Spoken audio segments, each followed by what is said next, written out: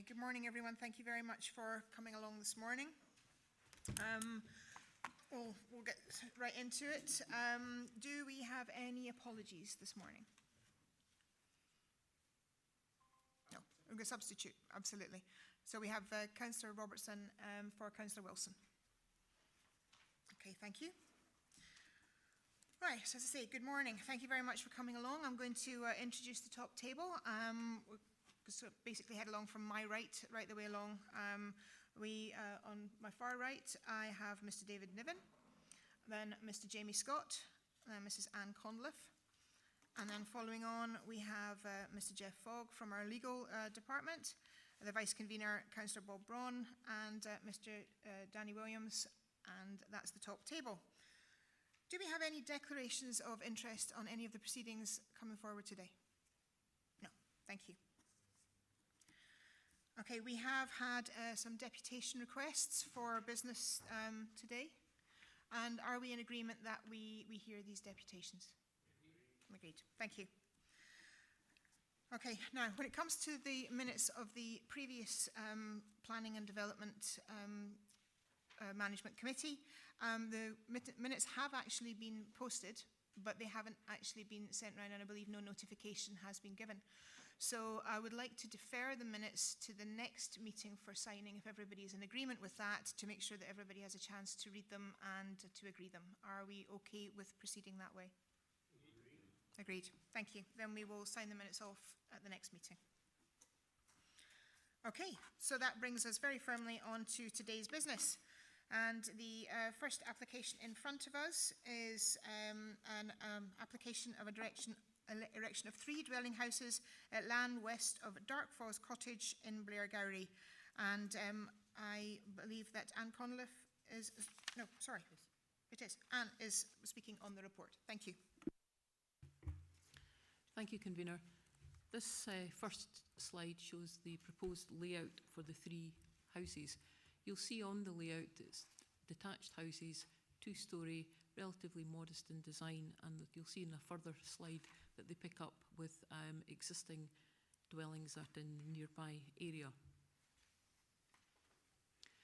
This shows the access to the site. This is the A93 going in towards BLAIRGOWRIE from the Perth end. The access is an existing access that you see, and the site is located just beyond the 30-mile-an-hour sign that you see there.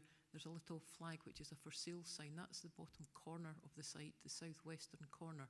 And the site takes in where you see the trees. There are trees to be retained both in the southern end and the northern end of the site, but the cypress trees that you see there just between the 2 larger trees is the site frontage, and they will be removed as part of the proposal.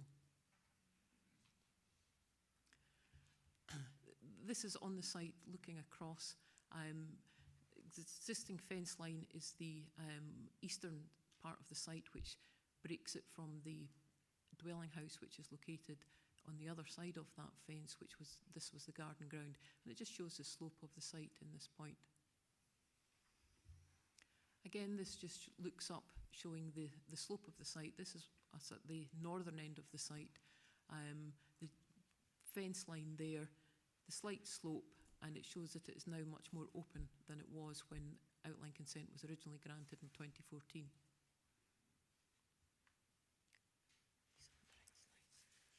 This is looking across the site, again from the southern end, looking up towards the north part of it. This is on the site, looking back down to the access that we showed on the first slide. Again, you can see the trees on the right-hand side that will be removed, but down on the southern end, the tree will be retained, the beech tree at the end will be retained. And back to the layout that was shown at the start of the slides. Okay. Thank you very much. Do we have any questions for officers? No, we have no questions on this. Okay, thank you very much. Do we have any comments? No. Do we put forward the motion to on the paper? Okay. Is a motion put forward by Councillor Gray? Do we have a seconder? And Councillor Waters. Okay, Okay, thank you very much indeed.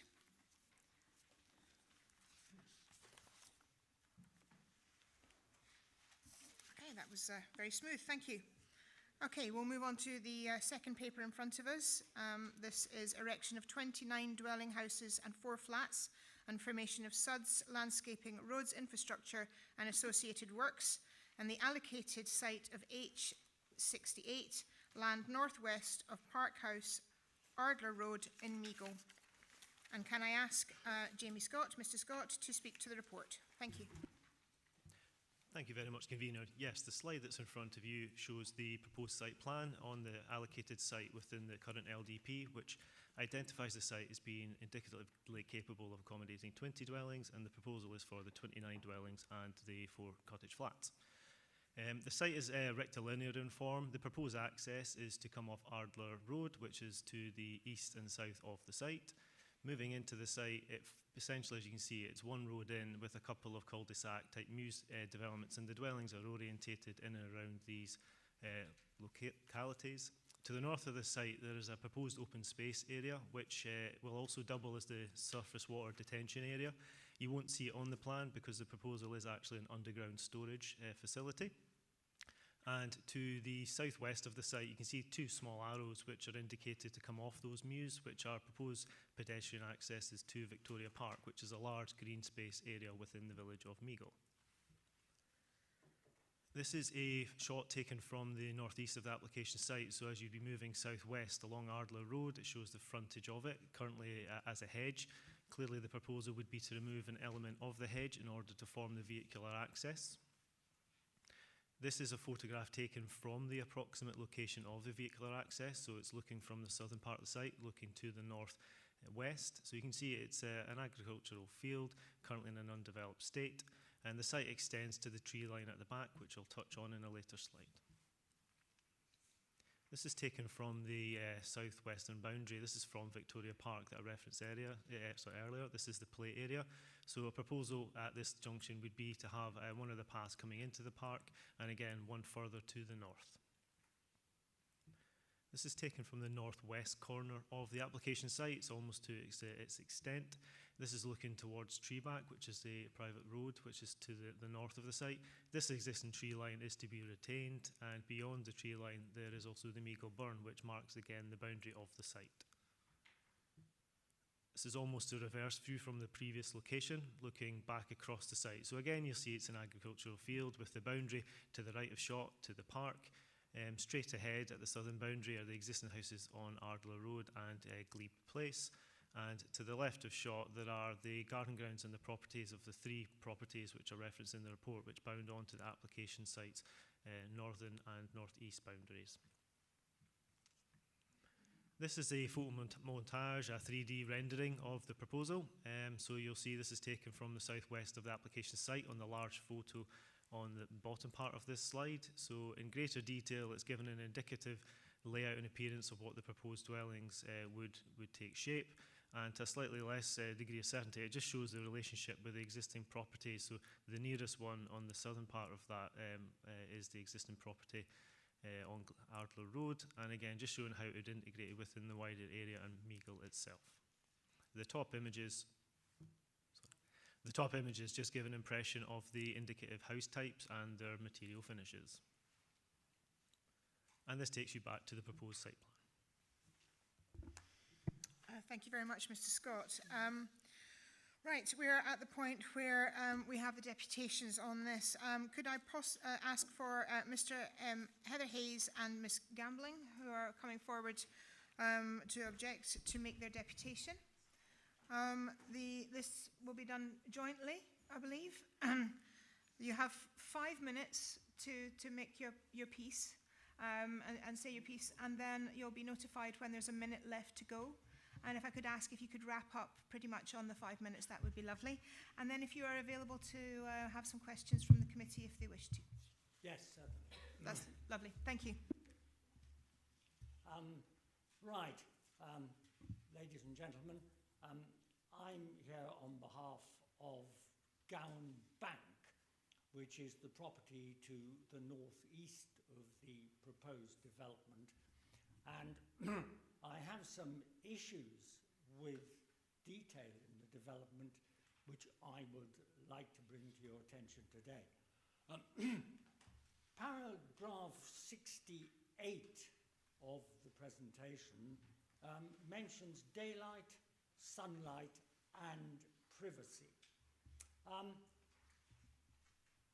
Paragraph 69 then goes on to say, no windows in the gable ends, therefore there will be no impact on existing residential amenities. That is probably the case for the house immediately to the southwest of the property, Gowan Bank. But I really do feel that this is not the case for Gowan Bank itself, because the 6 residences developed or proposed to be developed along the southwestern boundary of the Gowan Bank garden directly overlook Gowan Bank property. All the windows on the rear of the houses, 6 residences, will have views of the entire length of the garden of Gowan Bank, the patio behind the house, the rear of the house, and what is described as a sitting out area, namely the top lawn, which is used, of course, for recreation and dining out. And I feel this is a serious infringement on the amenity of this property. The garden is 57 metres in length, and 48 metres will be directly influenced by the 6 properties in question. That is, 83% of the boundary to the southwest will be overlooked by 2-storey houses. And I think this is a serious loss of privacy at the rear of the property, and I do think it has an impact on the amenity of this property, of course, ongoing to the future. Sunlight. Now, these are 2-storey houses, all 3 semi-detached properties, and I've taken a sighting from the centre of the lawn, and this would give an angle of 25 degrees. The angle subtended between the roof line of the house and the lawn is 25 degrees, which is that. And if we look at the effect on the sun from the west, if we look to the south of the property, if these houses are built, sunshine, direct sunshine, will be lost for 5 months of the year. If we look to the southwest from the garden, direct sunlight will be lost for 9 months a year. And if we look to the west from the garden, sunlight will be lost for 12 months of the year. The only meaningful sunlight for this garden is from the west. There is no immediate sunshine directly available from the east. You have 1 minute, sir. You have 1 minute left. There is a loss, therefore, of 1,650 hours of daylight, sunlight, out of a possible 2,200 hours of sunlight. So, this is a serious issue, I think. The mitigation I'd like to quickly mention would be replacing these 3 houses with single-storey bungalows, which could be tastefully constructed along this line and much improve the situation. Now, could you wind up now, sir, please? Pardon? Could you wind up? The 5 minutes is over. Well, there's a very... Just take there's a very important point I would like to mention, that the maps and charts presented are in error. And it would appear that the 9-metre garden of these houses in question, in fact, will only be 8 metres. And I think sir. that should be looked at. Thank you, sir. Thank you. Thank you very much. Sorry to have gone on. Okay. Are you available to answer some questions if the committee have any questions for you? Yes, of course. Yes. Councillor Gray. Yep, thank you for the presentation. Could you clarify, perhaps on that map somehow or other, exactly which is Gowan Bank, please? Have the right.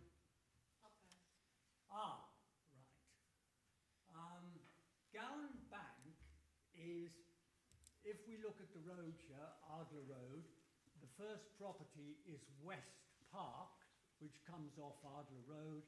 If we then go back, Gowan Bank is the longer property that extends towards Treeback Lane, and you see the 1, 2, 3 buildings in question, which is 6 residences, and they abut directly there to the southwestern boundary of Gowan Bank. And they are 2-storey buildings. Okay, thank you. Could you clarify exactly what the usage of Gowan Bank is? Is it a private dwelling house, or is it a shared dwelling house, or what's it? It's a private dwelling house built in 1902. It's a 1.5-stone residence. Okay, thank you. Thank you. Councillor Coates. Could you, just for the sake of clarity, give me your indication of what 25 degrees is again, please? Right.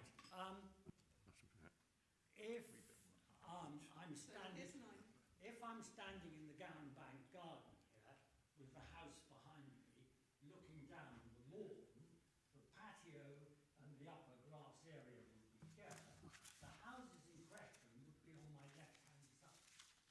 And if I was standing in the centre of the lawn, the angle subtended from the middle of the lawn to the ridge of the building would be 25 degrees. I would suggest that what you're indicating is far, far, far more than 25 degrees. I would say, may I step in? No. So this is 90 degrees. So this, I believe, is about 45 degrees. Exactly. And that is about 25 degrees. And down a wee bit more. I would need a protractor. Yeah. Okay. Yes. Thank you. If I can say, this is significant from the elevation of the sun in those quarters at the various times of year. And the sun will be, the angle of elevation of the sun will be below the ridges of the buildings. That's the significance of the 25 degrees. Okay. Thank you. Any other further questions? Councillor Barnacle. Morning. Do you think that the 6 dwelling houses proposed along the north-east site boundary, which give you concern in terms of privacy, are a consequence of the density proposed for the site? Do you think that is a consequence of it? I'm absolutely certain that is directly a consequence of trying to shoehorn this development into too small a plot. And I really do feel that this could be an excellent development if more imagination and more space was given. And by erecting 3 bungalows along that line, you would lose some residences, but they would be smaller. The bungalow residences would be useful, and I think that would be a positive move. I think the developer has been over-ambitious in trying to fit so many residences into this particular site. May I Thank make one very short, quick point? Is it an answer to the question? Yes, slightly. Yes, yes. Okay, then I'll allow it. We think, but we haven't taken legal advice on this as yet because we've only discovered it when we looked at the very, very detail of the plans. But the road layout plan, the drainage plan, the site layout plan appear, from what we measured, appear to have shifted the dotted red line to the northeast of the boundary appears to be about half a metre to a metre within the Gowan Bank plot as for Hastings. Now, do you see what I mean? And therefore, those 6 houses with the 9 metres drawn appears to infringe, or, you know, appears to be not 9 metres effectively. Now, as I say, we haven't taken legal advice, and what we don't know is whether they've just positioned it incorrectly on the plan.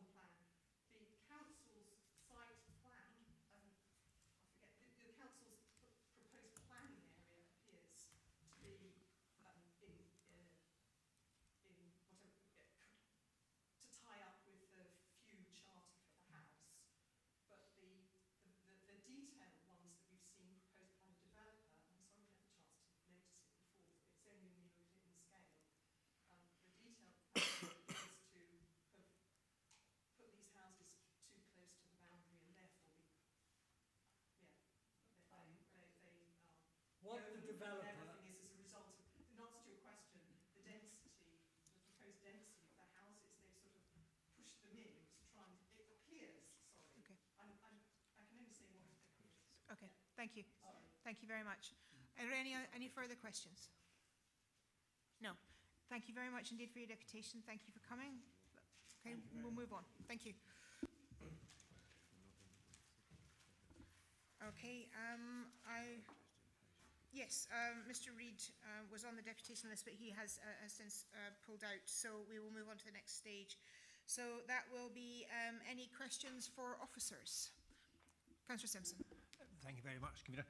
Could I ask, if we were minded to condition a change to the 3 semi-detached 2-storey houses adjoining Gowan Bank, is there some way that we could condition that? If we were minded to do that, could we insist they were smaller properties as suggested by the deputation? Mr. Scott. In respect of substituting the 6 proposed dwellings for any lesser number, so the 3 that you're suggesting, my concern was they should be, if we decided to condition to be a single storey rather than double storey. it wouldn't be competent or reasonable for us to place a planning condition to reduce what's being proposed today. We've assessed what is proposed and considered that the 9 metre distance is acceptable. The degree of overlooking, there are 6 properties, each of those has 1 master bedroom, so there aren't 2 windows overlooking, so it wouldn't be possible to reduce the number or reduce the height of the dwelling by virtue of a planning condition. So on a separate point, I'm delighted to hear that the SUDS are going to be underground. Can we be assured that the area above them will be usable? And can we have any information how it will be drained? I have some experience of covered SUDS where they don't seem to drain very well, so the area is usable. People are unable to actually walk across it, you know. I can speak to the proposal in front of you today for recommendation that there's a planning condition for an updated landscape plan. So indicatively, the green space will remain a usable area. The exact specification of it will be subject to approval through planning conditions. And in respect of the capacity of the drainage, I can defer to my colleague, Mr. Russell, who can, Mr. Stewart, who can answer that question for you. Yep, a colleague in the flooding teams checked the drainage for this site, and it is designed to the standards that we expect up to the 200-year and climate change. So essentially it will go into a storage cell, and then from there it will go through filter drains, and then there's a hydro break at the end of that, which will limit the water exiting to the greenfield runoff rate, which was what it was before. So it's, from what the designs that we've got so far, they seem reasonable. Point of clarification, and I promise to be quiet. I'm more concerned about the surface drainage, because my experience with some of these SUDs is it's some sort of concrete tank, and whatever green stuff's put in the top seems to be pretty soggy and unusable. And I just wondered if there's anything within it, the drainage of the ground on top of the SUDS, just to be clear. The detail we have at the moment, I believe it's more like a geocell, so they'll be wrapped and then you'll have your soil on top of that. So it will be usable space above it. There'll be no issues in terms of not being able to use it for whatever you want to use that area for. There'll be no detriment or anything like that. Councillor Anderson, did you have a question? Well, as long as I'm not jumping the queue. Yeah, I was going to ask officers, is there any evidence that any of the drainage would actually be in the Garden of Gowan Bank and not in the proposed development? That's one question I'd like to ask. All the drainage plans that, in terms of the site, as far as I'm aware, it's within the site. In terms of the original sewer and things like that, they're just indicative on a drawing. So, but that wouldn't be the developer's responsibility. They'd just be tying into it. So as far as I'm aware, yes, all the drainage is on their site. And another question I'd like to ask is: is the officer satisfied with the amount of daylight there will be and sunlight there will be for the neighbours? Will it be an impact on the garden or not? We are satisfied, and to address the point raised in representation, the report concludes that there's not an unacceptable impact. I think it would be fair to say that the presence of any built form to the south and southwest of a garden ground will have a degree of impact.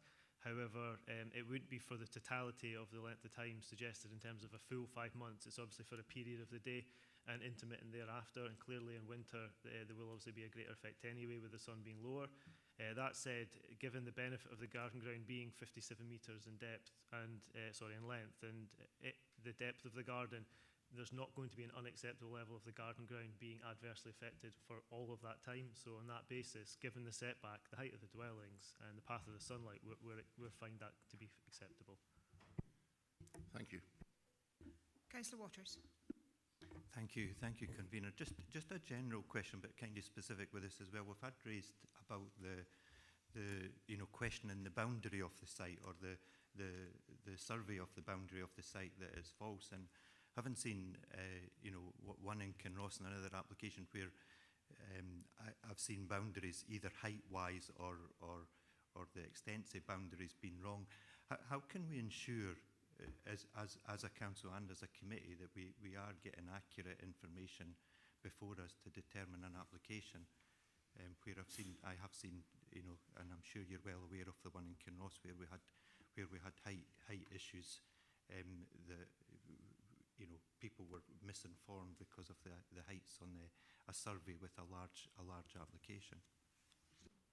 For every application, the development management procedure regulations require that an application form be accompanied by a certification on declaration of who owns the land. So the red light side boundary that we have today, the applicant has certified that that is in their control or have notified the appropriate owners. That wouldn't appear to include the Gowan Bank, so we have no information before us other than the verbal advice or a comment today that might be incorrect. So on the basis that we have nothing to conclude that it is incorrect, we would proceed on the basis of the certification, which is the applicant's responsibility to follow. We would accept that unless there was evidence in front of us that clearly wasn't the case, but that's not the case here. And what would happen if evidence was provided to say that a boundary of a site or surveys with a site does come in that isn't up to standard or isn't accurate enough? What course could we take then?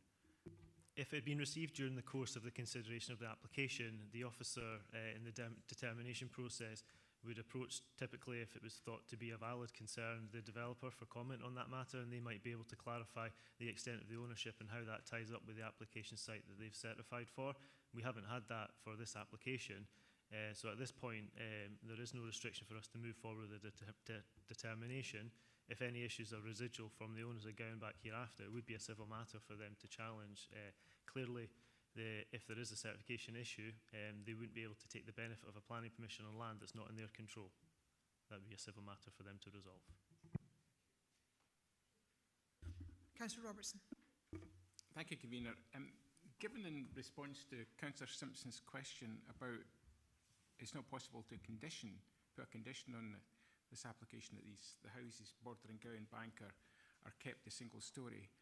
Can I ask Mr. Fogg, is it the reasons given by the objectors, their concerns about this application, are the reasons they've given valid grounds for refusal? Are these defensible grounds?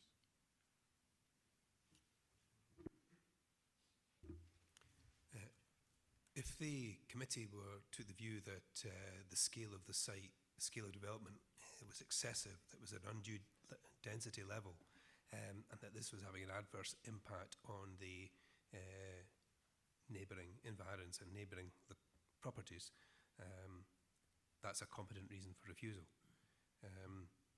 You heard the professional opinion of Jamie Scott that that same issue has been looked at, and that planning officers are satisfied that there's not in fact an unacceptable loss of daylight to the Gowans Bank property.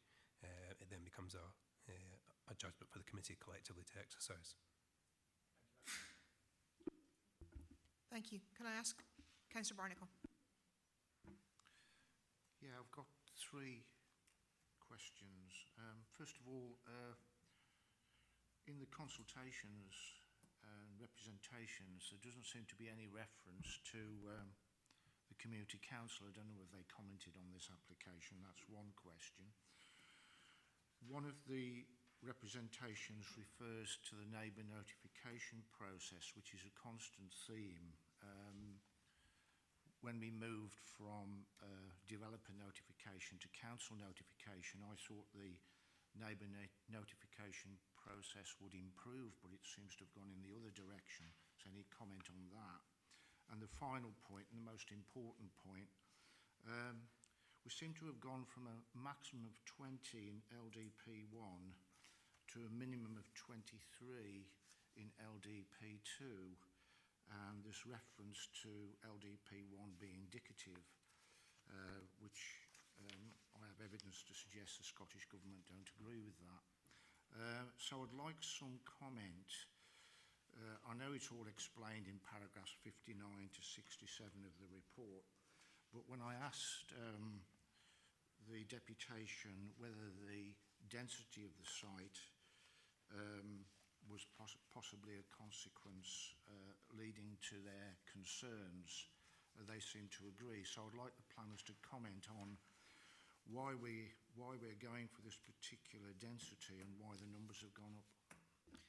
Well, we'll certainly pass that on to Mr. Scott, but as has been mentioned many times in this committee that the upper level in LDP1 is an indicative number rather than a maximum number, but I will pass that on to Mr. Scott to answer your questions, Councillor Barnacle.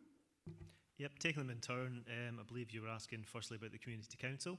We haven't received any comment from the Community Council. They do receive the weekly list of applications. They've elected not to comment on the proposal, so the report is correct in that regard. We have no concerns raised by the Community Council themselves. In terms of the neighbour notification, yes, it is a responsibility of the Planning Authority post-2009. All that notification that's been undertaken for this application, as far as we can see, is in accordance with those regulations. The properties within 20 metres with the property are directly notified, and in the absence of any building, an advert is placed in the press. And again, those regulations have been complied with. In terms of the density and the status of how we interpret the current LDP and LDP2, and the convener is correct, we have had this question on a number of occasions. The number in the LDP of 20 is an indicative number, which is to facilitate the number effectively that would be meeting the required housing land supply requirements in that particular housing market area. It doesn't represent an upper limit. Effectively, the design-led process, which is stated in this committee report, suggests that that's what's to happen in order to assess whether the development can meet an adequate level of amenity, meet the required technical standards, access, roads, parking, etc. And for the reasons within the report, we're satisfied that all of those are either met or exceeded, and the area of amenity ground is appropriate for each and every dwelling. The open space, again, is a complementary to that, and the accessibility to the park would speak to the fact that the density would not be a problem. It is a 27.5 dwellings per hectare, which is of a medium to higher density, and certainly that would be higher in density terms in a number of areas within MEIGLE. And I know concern was raised in representation about that. I have done an assessment of Glebe Park or Place, I think, across the road, which is obviously a historic post-war type housing development. It's on a density of 26.7 or 26.5 dwellings per hectare, so fairly comparable in general terms to the proposal that's in front of you. But as advised in the report and previously, the density in itself is not a determining factor. If it was high on a small site, it might give cause to look at if there's any deficiency in terms of what the site's delivering, but we don't consider it to be.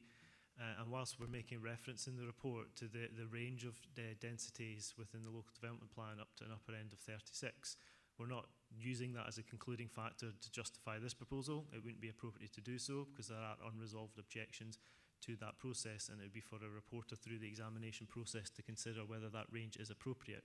So our assessment concludes that within the current LDP policy context, the proposal is acceptable for the number of dwellings proposed on this site. Councillor Braun.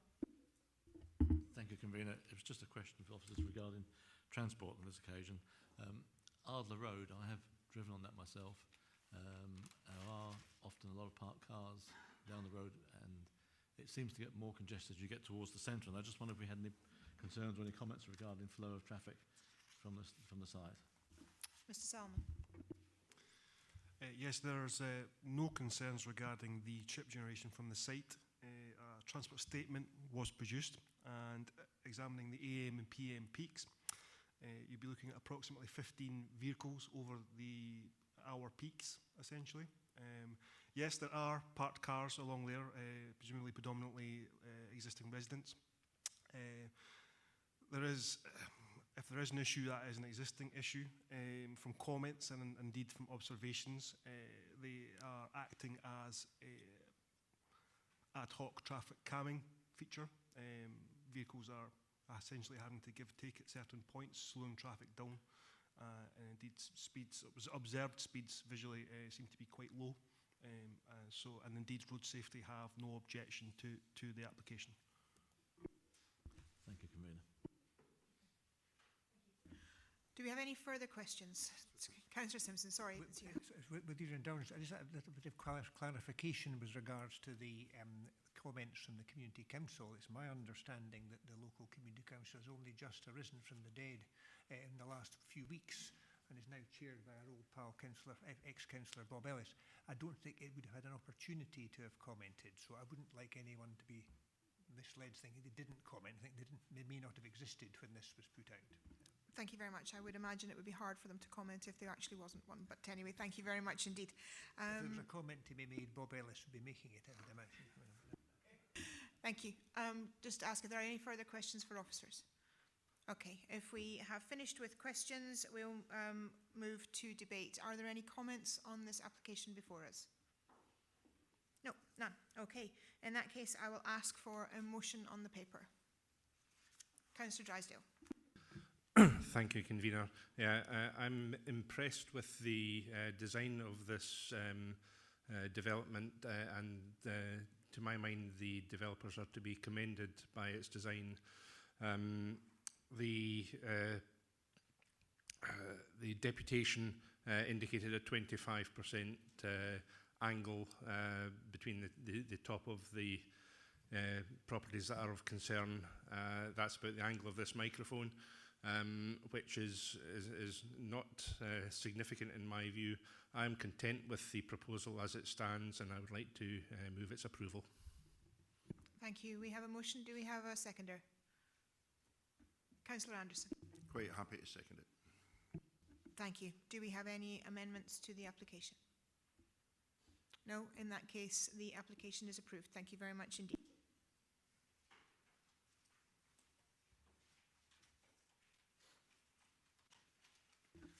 Okay, thank you.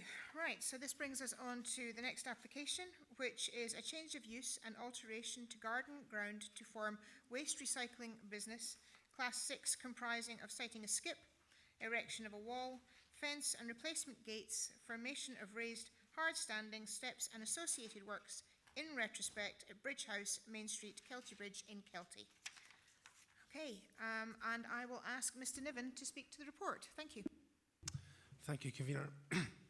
Yes, this application relates in retrospect to the formation of a waste storage area. It's a small area to the west of Bridge House where the applicant currently operates and runs a small local plumbing business, and has done so and has consent for that since 1995. Now, for the last 6 years, he's operated the small area to the west of the site, as you can see in the triangle area on the plan in front of you on the screens. And it houses a small garage and a skip with access taken down via a narrow access track, private access track that runs to the north of the site. This is a photograph taken looking west down the aforementioned track. In the distance you can see a small spot of red. That would be the actual gate access into this area subject of this application. On the right hand side is Esfan House. Moving on to the next photograph. This is an image taken of the site again. It clearly shows the area gated off. So this is what is representative of the situation where when the site's not in use, if you like, and there's nothing essentially visible on the lane, and there would be no difference. It's difficult to tell what is going on, obviously, within that site. And this is an image taken of the site over the gate, showing the area in use by the applicant, the skip, and the waste that's associated with the various different jobs that he does. The skip is picked up according to the applicant every 4 to 6 weeks, or whenever is required, by a skip truck. And then obviously during the week there's periodic times when the vans associated with business come and deposit the waste on the site. And this again returns back to the site layout. Thank you. Thank you very much, Mr. Niven. We have Mr. Cunningham, I believe, here to speak against this application. Mr. Cunningham, thank you very much for coming today. Again, as before, you have 5 minutes to address the committee. You'll be notified with a minute left to go, and if you wouldn't mind being available to answer any questions that the committee may have afterwards. Thank you very much.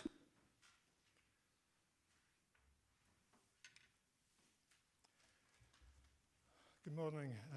I'm Ian Cunningham. I'm speaking on behalf of the objectors to the retrospective planning application. I plan to address various points on the report of handling document and highlight where the proposal fails to meet criteria set out in Perth and Flinders Council's LDP 2014. I'll point out risks and dangers in the application and show that the application is not for the waste recycling business. In proposal and section 1 of the handling document, there is an inconsistency in the description of use of the site between the proposal statement and the descriptions in section 1. Former describes a waste recycling business, the latter describes it as storage of waste. Causing me a little confusion in my approach to this presentation. In my opinion, the waste recycling business is a contrived description, but I'm concerned that it could also be a cynical attempt to garner planning approval by exploiting the green credential of PKC's local development plan. Having seen the site, it reinforces my belief that this application cannot be considered a waste recycling business, and so none of the positive benefits associated with recycling can be applied. In section 2, the report mentions that no complaints have been received in the 6 years that the site has been in operation. This is primarily because we were informed by planning that no planning permission was needed. My wife called the planning department at PKC soon after the site started operations and was asked about it, but my wife was told that no planning application was needed. Other objectors have received similar information, so we were all under the impression that we had no recourse to the planning on the problem. I believe that the statement regarding no complaints for 6 years is irrelevant to the application.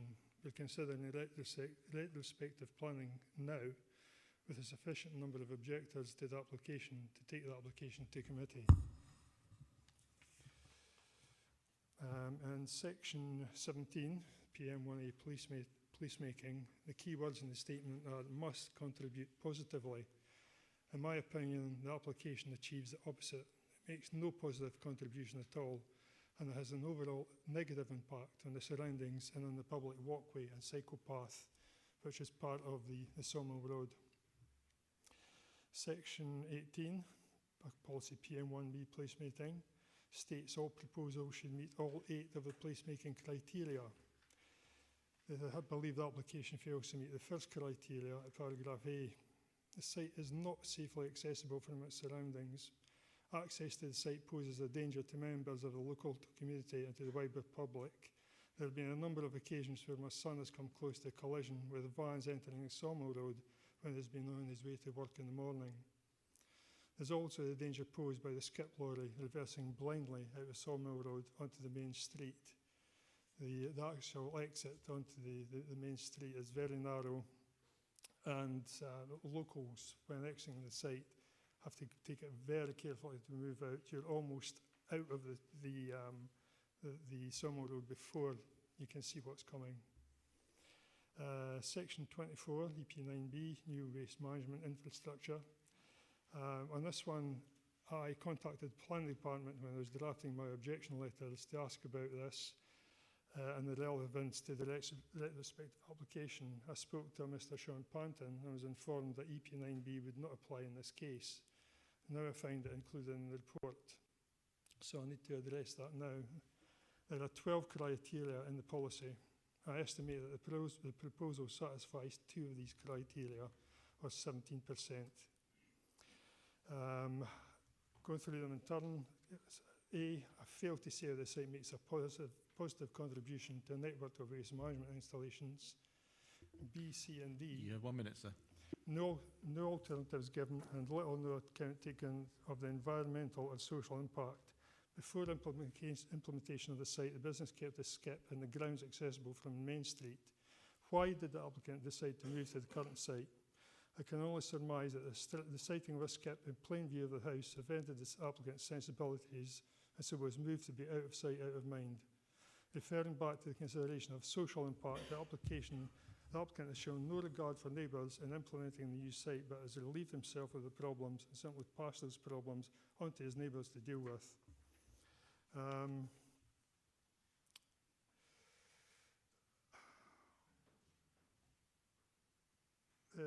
Again, the location does not offer a good standard of accessibility. The opposite is true.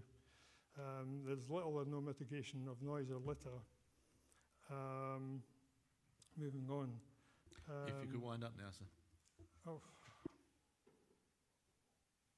Okay. And in conclusion, my presentation has highlighted failures of the application to meet certain criteria laid out in PKC's local development plan, risks and dangers to local residents, members of the wider public, and PKC itself. There's an inherent risk in the danger of a member of the public coming into contact with any of these vehicles and being injured, and that the application is not for a waste recycling business. I hope I've shown that... That's right, sir. I'm sorry, I've asked you to just finish off. Maybe one more sentence, please. Okay. Thank you very much, Mr. Cunningham. Thank you for your comments. I'm going to open this up to committee to ask you some questions, and I would just I'd like to start, if that's okay. You were mentioning that there wasn't if we look at PM1A, a positive contribution. Could you expand on what the negativities of it to the area? You seem to be under the impression. Could you expand on those? Well, the negativities are that there's obviously the noise aspect of the site in operation. There's the inconvenience of the vans unloading. The skip lorry blocks access completely for local residents. There's the litter aspect. There's the turning of the vans. The road is so narrow that is destroying the grass verge on the opposite side of the road. In fact, it's completely destroyed. There are now 2 arcs as vehicles move in and out where they've actually destroyed that verge. It is not a positive impact on the local community. Thank you for that. Councillor Robertson. Good morning, Mr. Cunningham. Could I ask you what happens if you you live on this narrow lane, I take it? I do, yes. And there's other residents living that narrow lane. There are. What happens if you're returning home or leaving your property and you meet a vehicle? What happens if you're meeting can you pass each other in the lane? No, we can't. The road's far too narrow. The road's barely wide enough to take the skip lorry.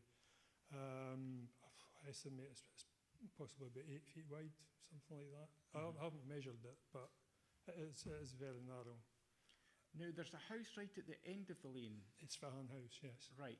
And I know for a fact that that lady actually has to take her bins all the way down to the main street. No, that's the opposite end. But she takes her bins right down to the main street to get collected.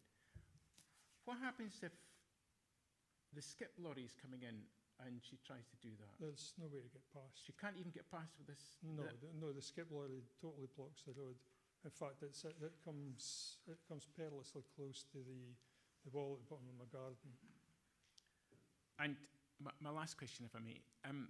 You said in your presentation that the skip hasn't always been sited here. Could you expand on what you meant by that? No, the site was, the skip was originally sited in the applicant's, at the front of the applicant's house. It's good access to the main road there. There was no danger posed to the site, to the skip lorry moving in and out there, because it's clear views in both directions. It was there for a number of years. It's only in the last 6 years that it moved out, so it moved from the front to the back. And a totally unsuitable road. Okay, thanks so much indeed. Thank you. Thank you. Sorry, Councillor Braun would like to ask a question. So Councillor Braun, and then we'll come to... Thank you, Convener. Good morning, Mr Cunningham. Can I just ask you, from your view, how often does the skip lorry... I'm sorry? How often does the skip lorry come along to change? I don't think it's as long as 45 weeks. It's when the skip's full, and that's certainly more than 45 weeks, I would say. So on average, what, 2-3 weeks? I haven't measured it, but I know from not from personal experience, but from someone who's with me today, who has cleared sight of the lane at all times. It's much more frequent than that, possibly every 2 weeks. I'm not quite sure of the figure. And one other question. And the other question is, how long would you say it takes for the changeover to take place, when they're actually there, the actual switch? The changeover, if I could describe the changeover, the lorry arrives, dumps the empty skip it's delivering on the main road, drives into Sawmill Road, reverses, taking several attempts at it. I mean, it's a seesaw action to actually manoeuvre this truck into the site. So that takes up quite a time. The skip has then got to be picked up. It's got to do another seesaw manoeuvre to get back out and face back up the Sawmill Road, and then it must reverse back along Sawmill Road onto the main road. And that's where the greatest danger is, I believe, is as he's coming out blind. I mean, a skip lorry must be, I don't know, 10, 12 feet long. There's no way that the driver of that skip lorry can see what's coming either way. He's reversing it blind. So after that, he comes out, dumps the full skip on the main road, reverses back, picks up the empty skip, takes it back, and must repeat the seesaw process to get back into the site. And the same coming out with the skip lorry unloaded, the same reversing manoeuvre. Then picks up the full skip and departs. Can I ask a question, Mark? I'm assuming around about 30 minutes then. I'm assuming it's quite a few minutes. Yeah. I mean, I'm not there very often when it's actually happening. So 25 to 30 minutes, roughly, you would think. Okay. Oh, so it's 30 minutes, okay. Thank you. Thank you, Commander. Thank you. First of all, can I have Councillor Waters and then Councillor Anderson? Yeah, just some clarification on how many houses are served by the lane. and how many of these houses are after the entrance to the proposed site? Let me see, there are 3 houses in the lane: Esfahan House, Beachmount and Phoenix Mill. There's also the farm at the top of the road. He has an entrance to his property up there. Esfahan House is before the site. The site is directly opposite the bottom of my garden, but my drive is also before the end of the site. Phoenix Mill is totally blocked in. We are also blocked in the mornings or whenever the vans turn up, if the queuing system comes into operation. We can also be blocked in at that point. So the answer is that there's 2 accesses before the site, 2 after. Councillor Anderson, then Councillor Gray. Thank you. Thank you. Could you possibly point out in the map just exactly where the lorry reverses out into the, it's Main Street you're referring to? Main Street, KELTYBRIDGE, yeah. So it reverses out, so they never, the whole process is all done in reverse gear. There's no way that this vehicle can do it in forward gear.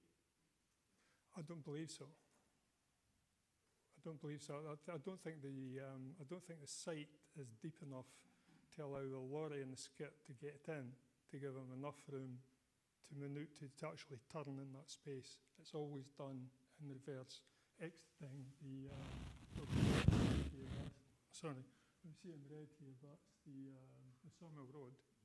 It's always in reverse gear going from west to east. And is there at any time the driver's accompanied with someone that guides them out and in? Not that I'm aware of. I've never seen that. Thank you. The lorry is a one-man operation. Councillor Gray. Thank you. Mr Cunningham, you mentioned a number of vans on that lane. Are all these vans owned by the plumbing business? Yes. All of them? Yes. Right. Do any other companies use this skip? No. So all the not I'm aware of, no. all the material going into the skip comes from the plumbing business itself? I would have to assume so, yes. Okay, thank you. Councillor Coates, then Councillor Jarvis. Just for the sake of clarity, in my own mind and everybody else's mind, all of these movements by the skip lorries are done in reverse. When moving from west to east, it's in reverse, yes. Going from east to west, along there, it noses into the... And there is no room for any other vehicle to use that lane. Absolutely while not. the skip lorry's in? Absolutely not. Nobody would get past. Thank you. Councillor Jarvis? Yes, Mr Cunningham. You say that the skip has been there for a number of years without planning consent. Is it always in a tidy condition? Is the site tidy? No, I wouldn't say it was. It's not. There's always evidence of some debris on the ground outside. I mean, it could be anything ranging from pieces of ceramic, screw nails, just general litter. I mean, it's there's usual litter round about the area. Right, so that's in the lane then as well? In the lane. And how many people overlook this site?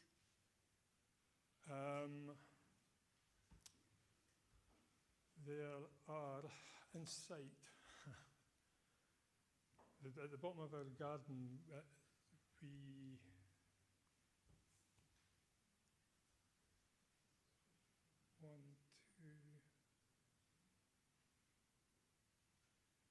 that's difficult. There's houses actually that look over the lane, but a lot of them are shielded by trees. There's certainly 4 or 5. Sorry, could I ask the people in the gallery that actually we do have a representation from you, and would it be possible if you could answer the questions since you're the representative? Thank you. I find it hard to count the number of houses up No, there. but I mean 4 or 5, it's just really an indication. Roughly, yes.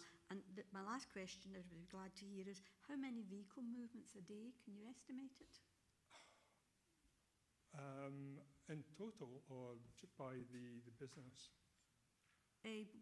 Well, by the business. By the business. The business stated that there are 10 a day with vans, and the frequency of the skip lorry in addition to that. It's not daily though. Okay, thank you very much. Councillor Barnacle. Morning, Mr. Cunningham. Morning. You mentioned earlier that there'd been a skip sighting in the area of the applicant's property nearer the main road at one point. Yes. Which was probably better in terms of access than a narrow, unadopted road. Yes. But could I ask you if you think that this type of so-called recycling activity is appropriate in KELTYBRIDGE at all? That's the first question, because we're talking about this particular access as well. This access, as I understand it, is a private, unadopted road. Yes. And there is a question of maintenance because it's in a deteriorating condition, as I understand it. So has there been any attempt by the applicant to address that issue of maintenance? That's the second question. And the third question is, this is also a core footpath and part of the 5-cycle route, is that correct? It is, yes. In terms of general recycling, recycling is something we should all be in favour of. But in this case, I don't believe the business is a recycling business. It's merely waste storage and disposal. I believe that the contents of the skip have been handed over to a recycling contractor, and it's his responsibility to sort things out. I'm sorry, the second question, I've lost it. It's about maintenance of the... Maintenance, sorry. No, I've seen no evidence of any maintenance of the road whatsoever. And the third, sorry. I think you just confirmed that it's part of the core footpath and... Yes, cycle. it is. Yeah. It is. Thank you. It's signposted by the council at the beginning of Sawmill Road. Thank you. Okay. Thank you, Councillor Barnacle. Do we have any further questions? Sorry, Councillor Braun. Mr. Cunningham, sorry, it's just 3 quick questions, if I may. The first one is, I'm assuming at present the site only operates on Monday to Friday. Is that correct? No, not at the moment. I've seen occasions where it has operated at weekend as well. Right, okay, because there will be a condition in this paper that it only works Monday to Friday. The second question was, when the gates are closed and it's finished, yes, it seems from the picture to shut everything off and you can't see it, it's completely enclosed. You can't see it, but you do know it's there. And the third thing was, you mentioned obviously the applicant's vans are obviously using the site as well, and they block the lane. Is he willing to move out the way when people are trying to get through, or you just have to sit there and wait? Is he amicable to when the van is unloading, they're not going to move. No. They're there to unload. No. When vans are queuing up, I would hope that they would see sense and there would be some sort of manoeuvring to allow people out. But I've never experienced it myself. I'm never there at that time in the morning. Just one last thing. There's no burning takes place in the site. Sorry? No burning.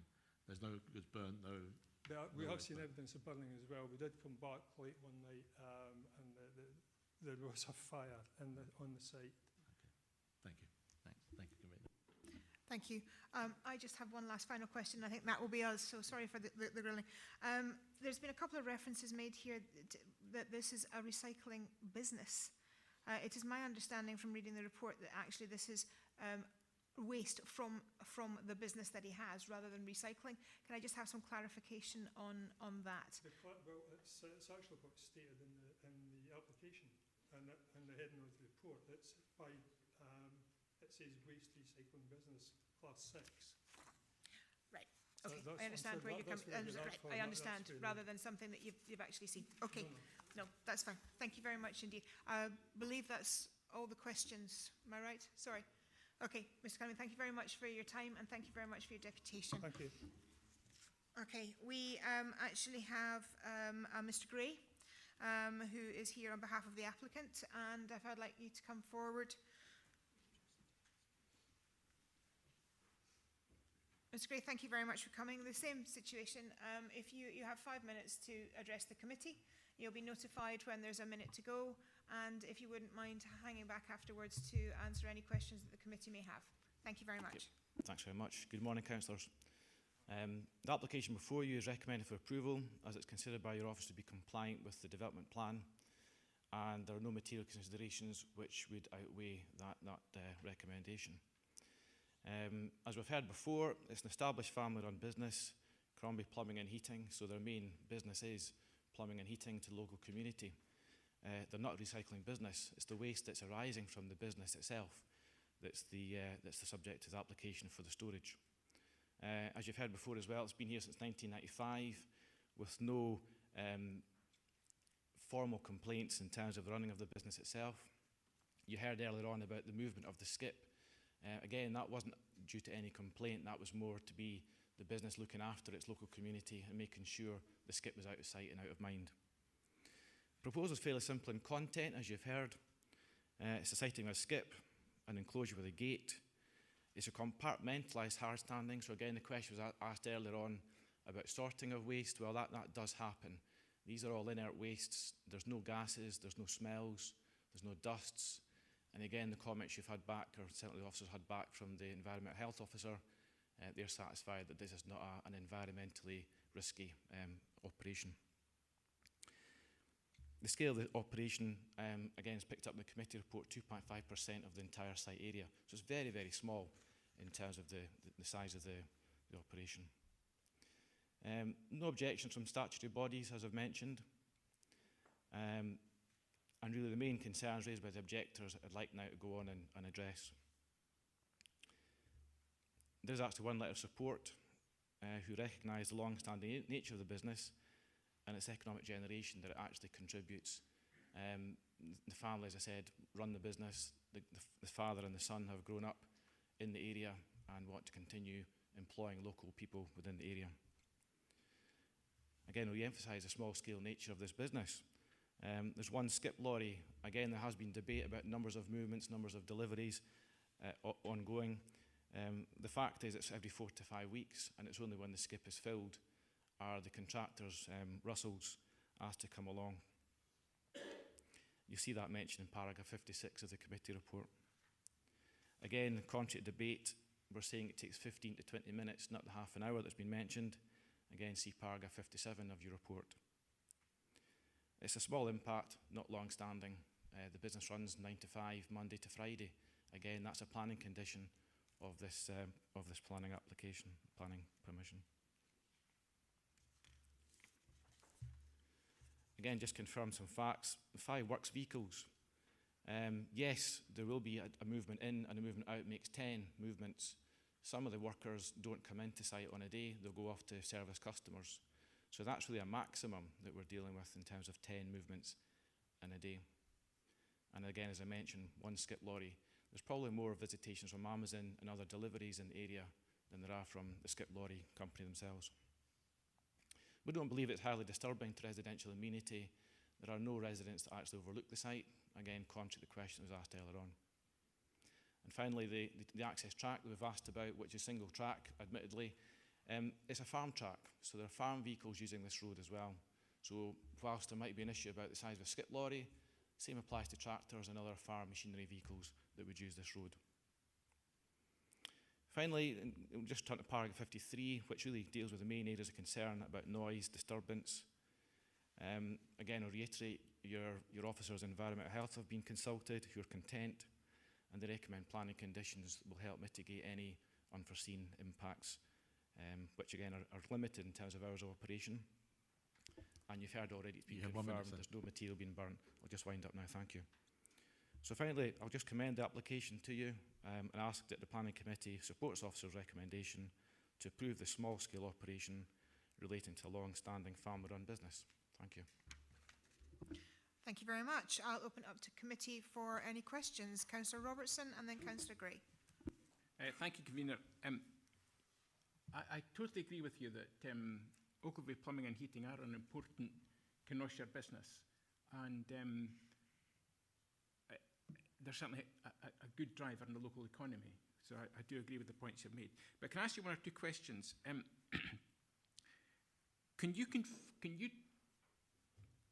Do you dispute what the objectors say, that the skip lorries actually reverse out down Sawmill Road to get down to the main street? Is that how they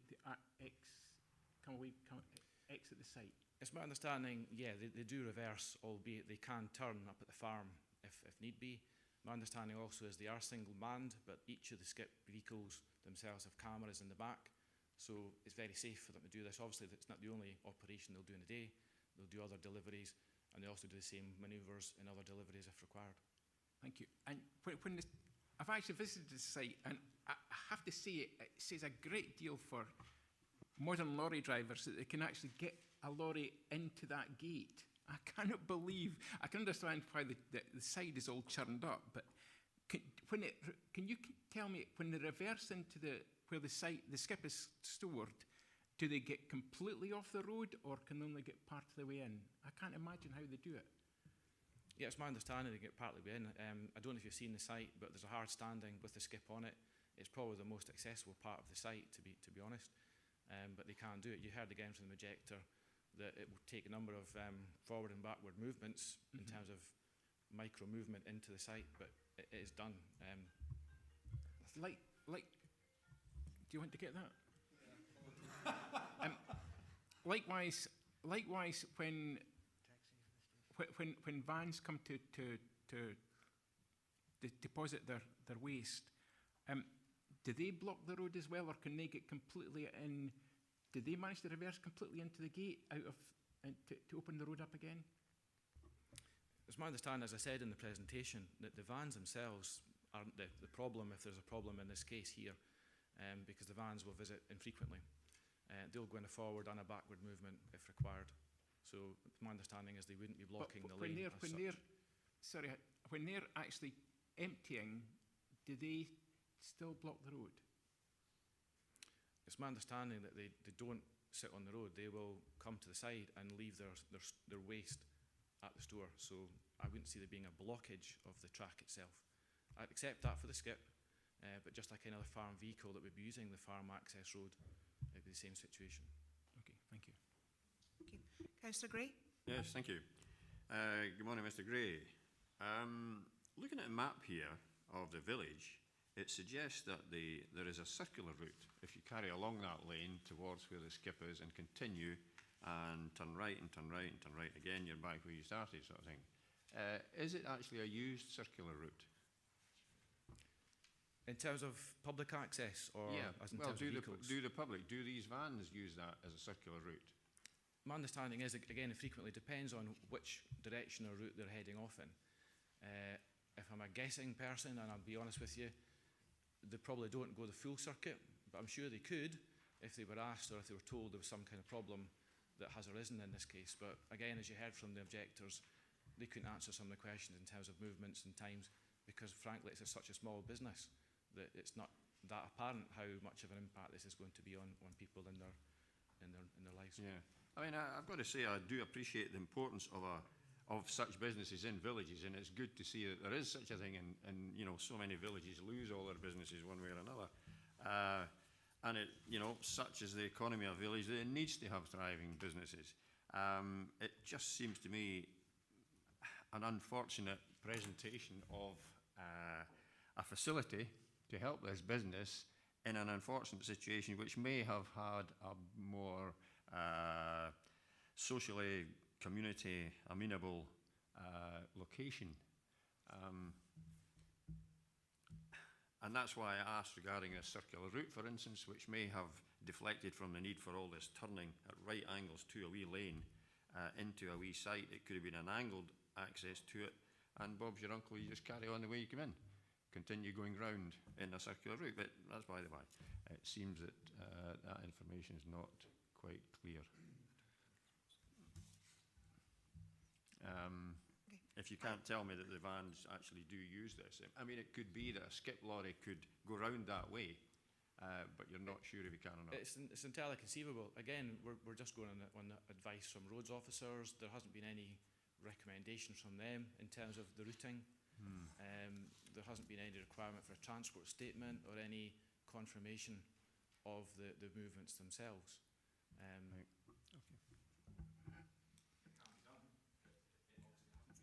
Right. Okay. Thank you. Councillor Waters? Thank you, Convener. Thank you, Mr. Gray. Just a quick, just looking for a comment. I did visit the site and had a good look around and that. And one of the concerns I had, and I was just looking for a comment on it, was the amount of rubbish that was piled up. Now the gate was shut, the lane was clean as far as I could see, but the amount of rubbish inside the site when you just looked through the gaps in the gate was quite extreme, including a lot of cardboard. And I'm just concerned that if you do have a storm blows up, and a lot of the old radiator cardboard boxes, was what I assumed they were just piled loosely around the site, and they could get blown around. Can you just comment on that? And yeah, again, it's my understanding with the skips, they're provided with netting. So again, the contractors, either Russell's, the skip company, or the plumbing business themselves, would take care and manage the site accordingly. Again, there are no planning conditions in there that are asking the applicant to do such a thing, but in terms of their waste management responsibilities, I'm sure it'd be part and parcel of their just good practice. In terms of cardboard, my understanding is that it's inert waste, so it's mainly timber, UPVC and metal parts, which again is part of the recycling part of the proposal here, that they do split and sort these items for uplift and take away. So cardboard may just be one of these things you saw on the day, but I get your point, and I hope that the best practice that they operate would apply. Thank you. Councillor Jarvis and Councillor Coates. Yes, there was no mention in the application about screening of the site so that the visual impact would be much less. And the other question I would like to ask is, you say there's hard standing there, but has the applicant considered enlarging that so that the lorry and the vans, if necessary, could come in, turn round on the site, so they'd always be going in a forward direction? To answer your first point, my understanding again is the fence is sufficient for screening, so I think it's a 2 metre high fence around the site. Average human is probably just 2 metres. There are no properties that are overlooking the property itself. To answer your second point, yes, it's conceivable, given that the garden ground is a larger piece of land, albeit it is a garden as part of the residence, as in the residential residence of the family. So yes, it's conceivable they could use more of the land around them to create a larger operation. But again, I go back to the point at the beginning, it's a small business. The recycling needs in terms of one skip is all they require.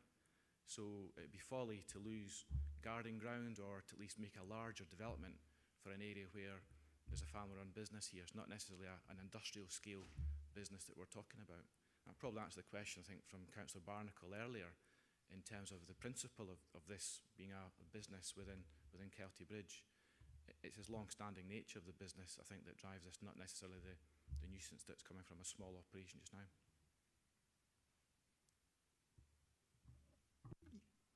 Councillor Coates. One of the things I've noticed while you've been speaking is You say it's a small business, which I would assume that the person in charge of it has control of. You've used the phrase, "it is my understanding," on many occasions while you've been stood there speaking. Surely, if it's a small business, you should be in control of it, not "my understanding." You should know what's going on. Well, with respect, sir, I'm a planning consultant and I'm an agent for the business. The business is here today. They haven't asked to deputise because there's a planning committee. I'm here to answer questions on planning issues, not the business. Councillor Anderson and then Councillor Simpson. It may be you're not able to answer this question then, Mr Gray, if that's the case, but do you have any knowledge that there's someone available to assist with this vehicle reversing in reverse gear for a considerable amount of time to get these skips in and out of the area? Just back to saying I actually gave the last time, the skip vehicles themselves are fit with cameras and they are manned with one person, so the cameras do the job of someone else. Councillor Simpson. Thank you, Mr Gray. I have a planning-related question you'd be delighted to hear. In paragraph 3, it mentions the site is 1,200 square metres. Dependent upon our decision later, are we to believe there is nowhere else within this 1,200 square metres that the recycling area and skip could be sited? The 1,200 metres relates to the red line boundary for the planning application. So that's all the land required. That includes the access track down to the public road. So the recycling business, the hard standing and the skip siting of 20 square metres is within that red line boundary, obviously. Probably back to question from Councillor Jarvis, the site could be extended, it could be made larger, but that's not the proposal before you today. It's the red line with 1,500 square metres that's before you today. Thank you. If there are no further questions, thank you very much indeed, Mr Gray, for coming along. Yes, I appreciate that. We'll now open up questions to officers. Councillor Gray. Thank you. Firstly, Mr Salmon, am I right in saying it's illegal for a truck to reverse onto a road with no guidance? The Highway Code dictates that you should not reverse out of a side road onto a main road. So although perhaps not illegal, it's definitely frowned upon. But again, that is not a planning matter in regards to driver behaviour. Right. The next point, do you have any comment on the initial one, the one I mentioned regarding this circular route? Is it available as a circular route, as a matter of interest? The circular route is a series of private roads. So although there may be a right of way, it may be a case of not wanting to disturb the sort of community and the owners of those private roads, perhaps. Right. But they are not publicly adopted roads. Okay, and perhaps the legal side of things, thank you. Regarding the map which shows the site, including that part of this private road, is the applicant the owner of this element of the private road? Do we know that? That I don't know. I haven't seen the application. It's not necessary for him to have ownership of the land. He's simply got to have a right of use or passage over it, or a right in common to make the application. It's not prerequisite. It's exclusive to his. Yeah, I appreciate that. Right, okay. Right, thank you. Thank you, Councillor Gray. Councillor Simpson. Councillor Gray, if I ask you to switch off your microphone. Thank you. I will. Thank you, Convener. I need a little bit of assistance here. I note in paragraph 1 there's a reference to storage of waste, and in the proposal it's waste recycling. Can someone tell me if there's a difference between the two? And also help me out again is how you recycle if you only get one skip. Yes, to be honest, the description maybe exaggerates the situation and doesn't accurately resemble what's happening on site. I admit that, and that would be something that if the committee were to move forward with approval, we would seek to alter the description possibly as it would go out on the consent. Potentially, that's something we could discuss, but it's waste storage for it then to be taken away for recycling. The class is correct because it is storage, much like a yard area for a business. I do agree that the description slightly confuses matters from what actually is happening on the ground, which is essentially the business is depositing the waste. It's like a middleman, if you like. He deposits the waste and then it's picked up once it's sorted and taken away by a recycling company. Yes, certainly. To be absolutely clear, that everything that leaves this site leaves in the one skip.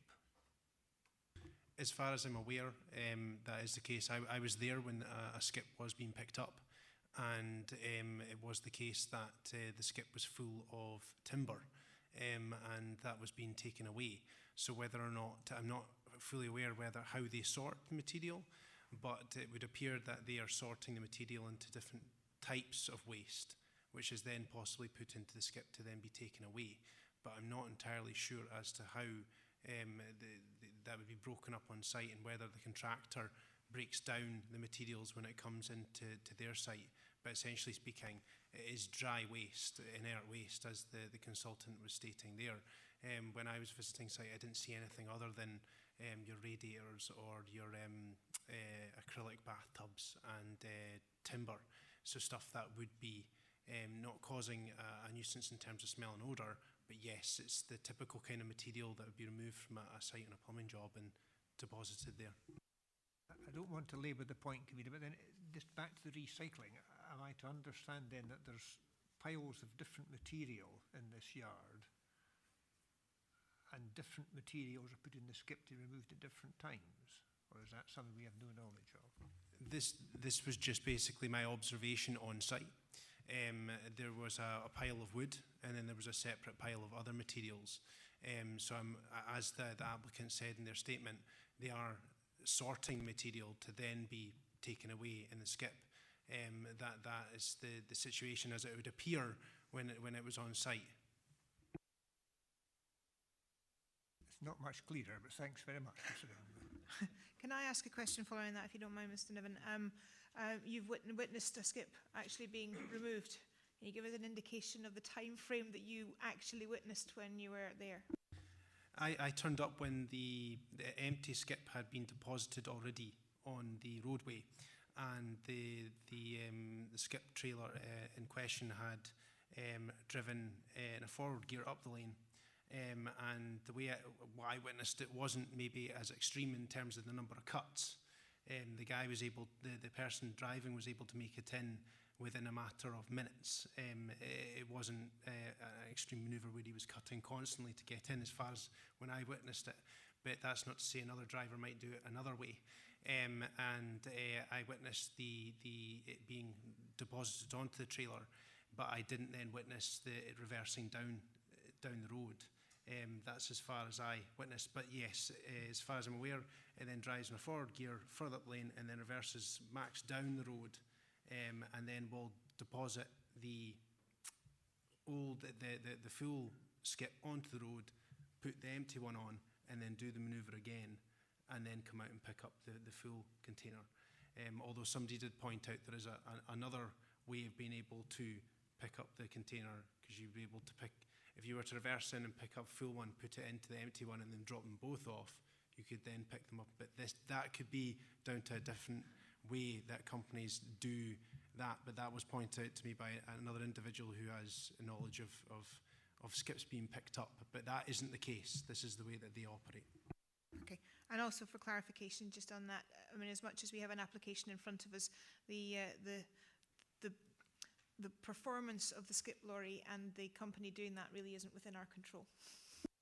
No, it's not. And as Mr. Salmon pointed out, that a lot of this is down to the driver taking the correct procedures to operate safely, which isn't necessarily within the control of planning.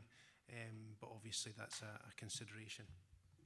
Thank you. Apologies, Councillor Waters, for jumping in there, but when that cropped up, I thought it would be better just to ask that question. So please ask your question. Thank you. No problem at all, Convener. Thank you. Just a couple of questions on the conditions in that. It is for a Class 6. waste and recycling business, and one of the conditions wants to tie it to the business. Is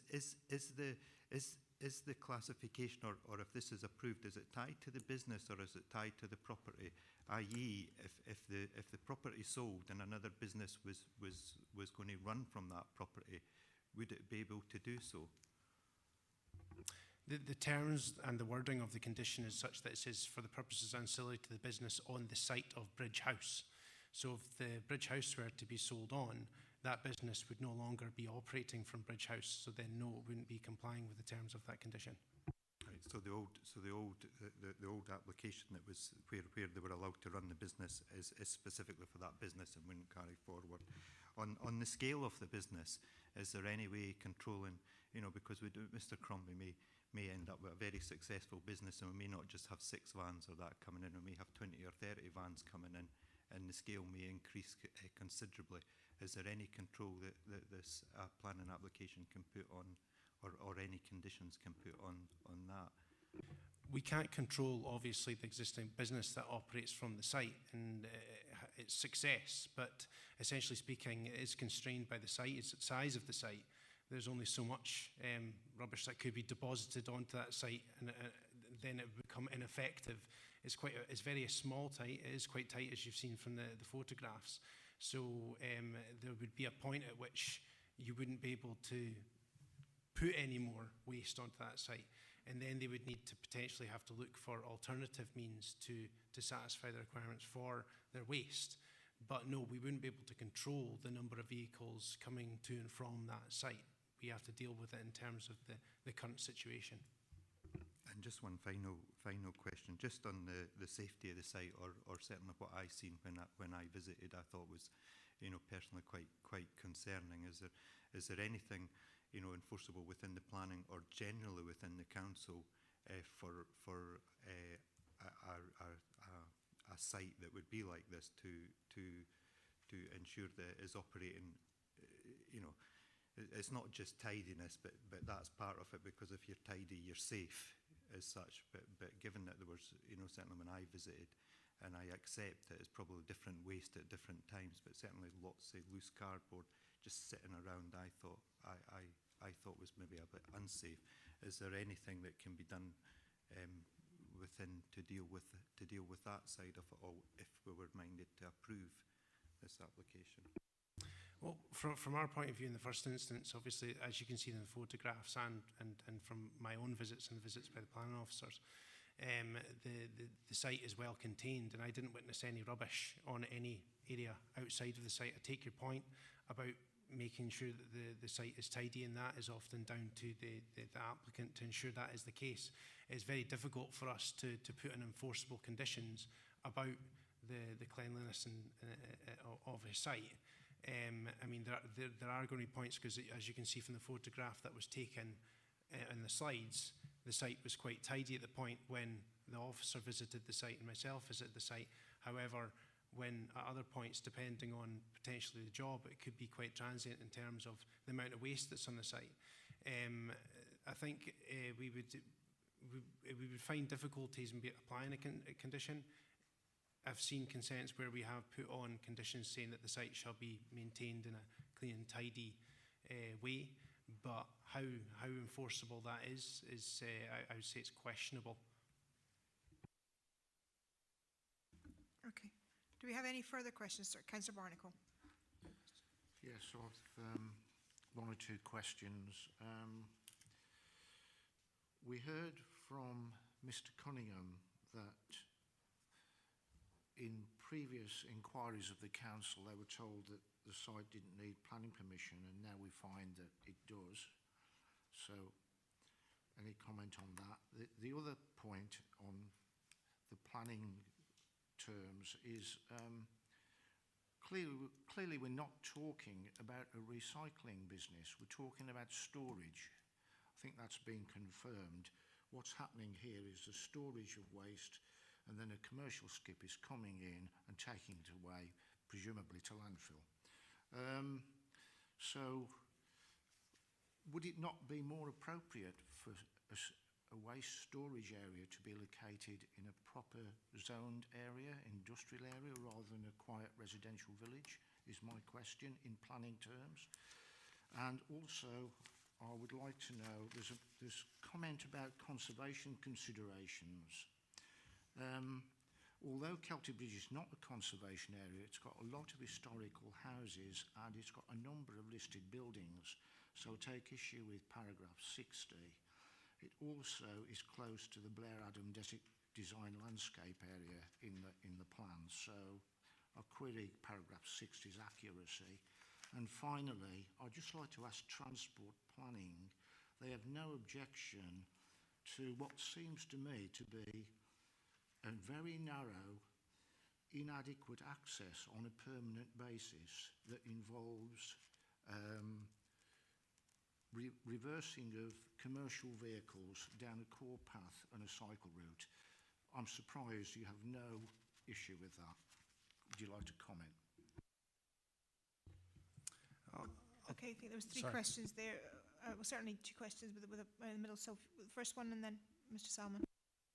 The first 3 points, yeah, I'll deal with them in turn. The first comment in regards to comments made prior to this date, that's the first time I heard of that. We checked the system there.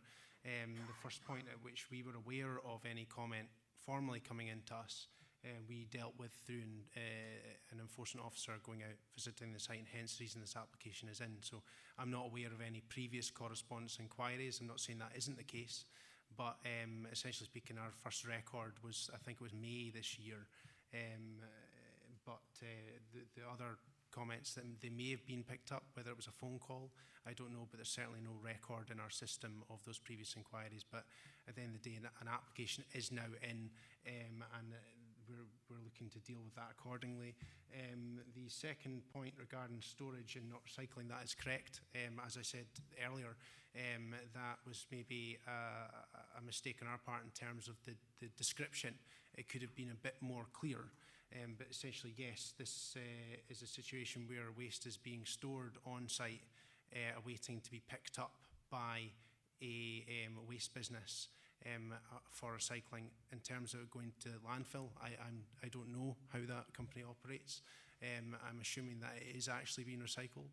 But your other points regarding the location of it within the village, our view was that given the size of it, the size of the business, and the fact that when the doors are shut, if you like, there is no visible difference. If I were a member of the public walking past that site, not aware of it, I would not know that that was being used for that purpose.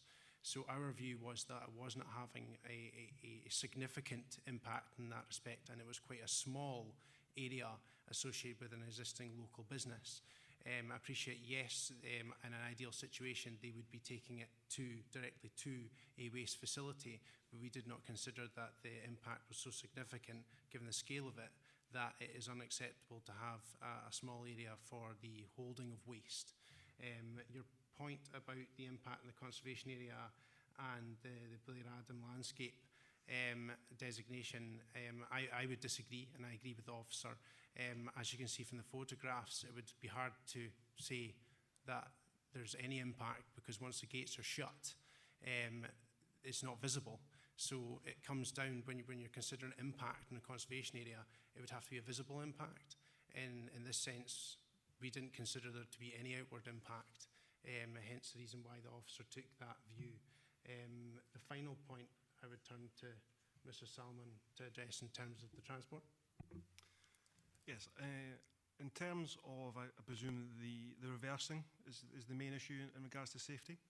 It's short distances involved on a very lightly trafficked road at very low speeds. Road safety have been consulted and raised no objections. There are no recorded incidents of any accidents. Indeed, the access is also used by farm vehicles, tractors, etc., who will also have to carry out reversing manoeuvres if there is any opposing flow, unaided by cameras or banksmen. Again, very low speeds, very low traffic flows, low pedestrian flows. And on that basis, no objection was raised from road safety regarding the application. Thank you. We have a few questions now. I have Councillor Jarvis, then Councillor Anderson, then Councillor Braun, then Councillor Gray. Thank you. I was going to ask if the fence was considered to be high enough for proper screening of the site, but I think that one's been answered. The other one is, I mean, the reversing does worry me because I think that's a safety issue. Is there anything that can be done? I don't think you could condition it just to make sure that you know, these vehicles were going forwards all the time. It's far safer for pedestrians. I'll let you answer that, and I've actually got one other one. In terms of controlling the way in which the operator comes to and from the site, no. That is, as we've said, down to them operating in a safe and responsible manner. Effectively, we need to ensure that any conditions we place on are realistic and enforceable. And obviously, the way in which somebody approaches a site on either the public road or that private track is very difficult to control. And as you've heard from my transport colleague, he was satisfied that the existing way as they were proposing and have been running it is acceptable.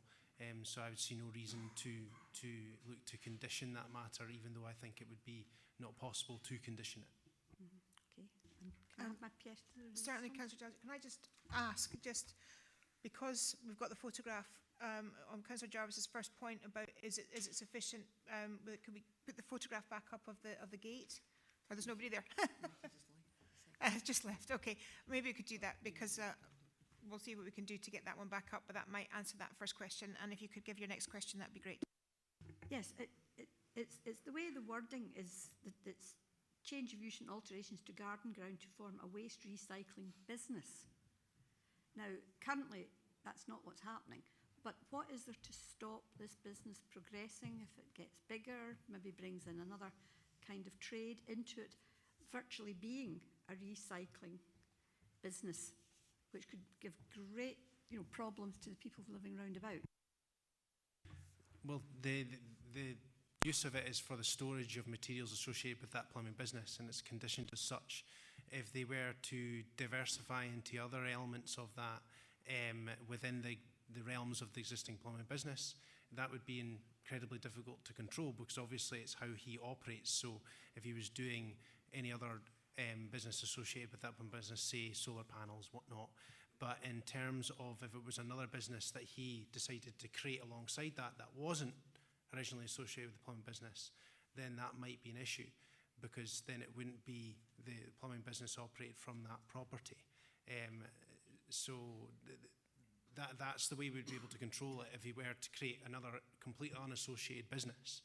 But in terms of increasing the amount of use on the site, it wouldn't be possible to control that. As the applicant's consultant has stated, this is for the existing business as it has run. It has run from the site since the consent was granted in 1995, and this has operated for 6 years without, as far as we were aware, complaint. It was only when the question was raised about the requiring consent and enforcement officer went out to review the site that the question was raised. So as far as I'm aware, I don't believe there have been any extreme expansion in terms of the applicant's existing business, but it's something that we wouldn't be able to control. Yeah. So basically then you're saying that if this business suddenly became 10 times bigger or even more than that, you would not be able to control it if it spilled out, you know, all over the place? I would suggest that if it got 10 times bigger, that site would not be big enough to contain that amount of waste that they'd be producing. So obviously very much what's proposed in front of us is commensurate to the size of the use as it is at present. If he were to expand, then he would need to either provide other alternative means of restoring that waste or find another place to take that waste to deal with it.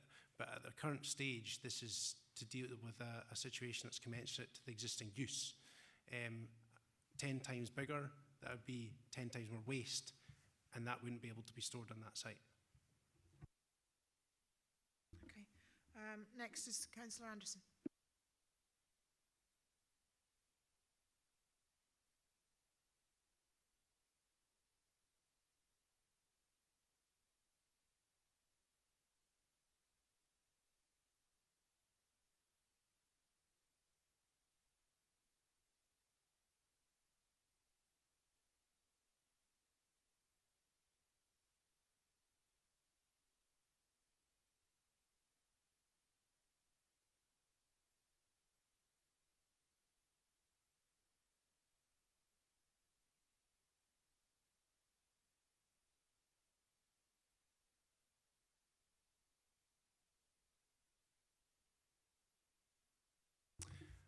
I'm not entirely sure, because the works that were undertaken on that site, I'm assuming took place over 6 years ago, and whether they formed a new access onto that private lane, I cannot be sure.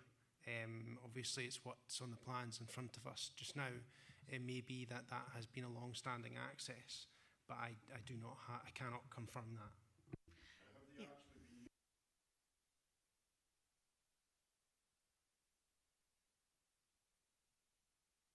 My understanding is that this area was used for the last 6 years for the storage of their waste. If they had been using the area in front of their house for that storage beforehand, that may be the case. But certainly in terms of the information that's in front of me, that this area has been used for 6 years now. And finally, I think this is one for Mr. Fogg. This is a planning committee, but I have severe reservations that this site is so constricted that it's a hazard, a safety hazard for employees and workers, and also the lane with the vehicle movements and that is a safety hazard as well. Have we got any scope for, if we were minded to refuse because of these issues, safety issues? Which I can totally understand, and certainly I'll ask Mr. Fogg to answer the question as best as possible. But you are right in stating that this is a planning application, and it is the information that is in front of us that we are assessing. There's a little bit of retrospective questioning, which is very difficult for the planning officers to respond to. But we'll have Mr. Fogg answer the question as stated. With respect, we've seen photographs, and to me, that site is too small for people working there, sorting out materials with vans coming in and out, etc. I'm really concerned about that. No, absolutely, and that question will be answered by Mr. Fogg. I was referring to the other questions on retrospective information other than what we have in front of us. So thank you.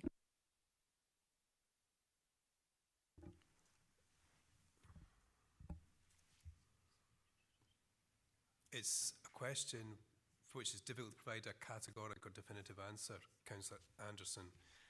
The employer of a business has certain responsibilities under the Health and Safety at Work Act to provide a safe system of work and to provide for the safety of his employees. And that's a separate civil matter. It's not first and foremost a matter for planning. In terms of planning and that forming the basis of a robust reason for refusal, I think the committee has to be mindful that this, as far as we know, this has been an operation that has been extant for 6 years now, and that would be factored in by a reporter were he to be reviewing the soundness of a reason for refusal.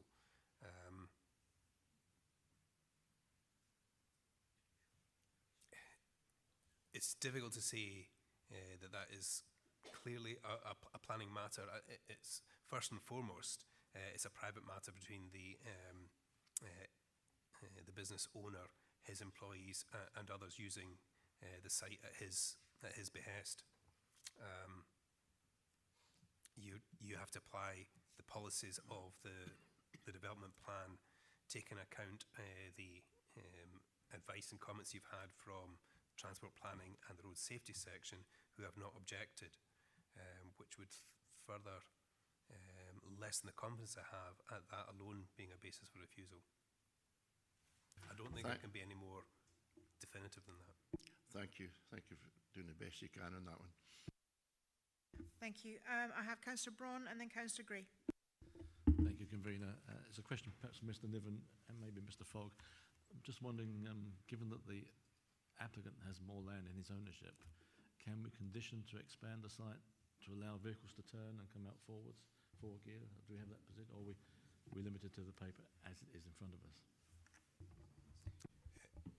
You have to determine the application in front of you. As I understand it, the changes that would be required to allow access and egress all in a forward gear would be so substantial it would be a different application.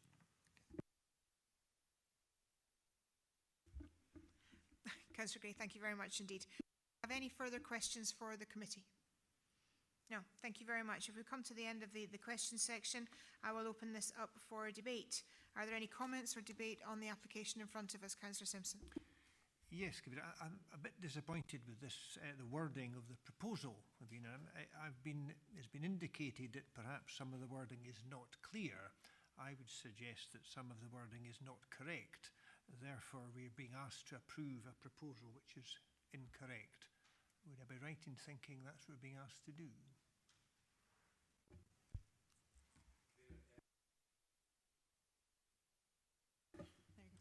I think the more significant point is, does the committee understand the nature of the proposal before them? And I think from the information and the extensive debate, I don't think there's debate now as to what is being sought. It is conceded that the description could have been different and probably better. Just to be absolutely clear, we're approving something. We're being asked to approve something which is incorrect. That's not my understanding, Councillor Simpson. My understanding is that maybe there's some wording issues, but we're being asked to approve, and because of the questioning and the debate, and I've asked for if there are any further questions, that councillors are actually happy with the questions that they have, the answers they have been received. So my understanding, and you'll be able to clarify, is that we've had the answers, and that we're all in agreement as to the information provided today.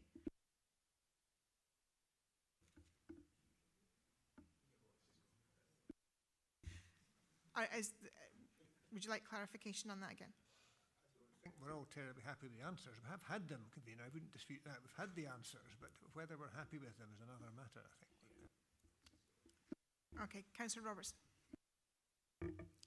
Thank you, Convener. I would like to move a motion for refusal.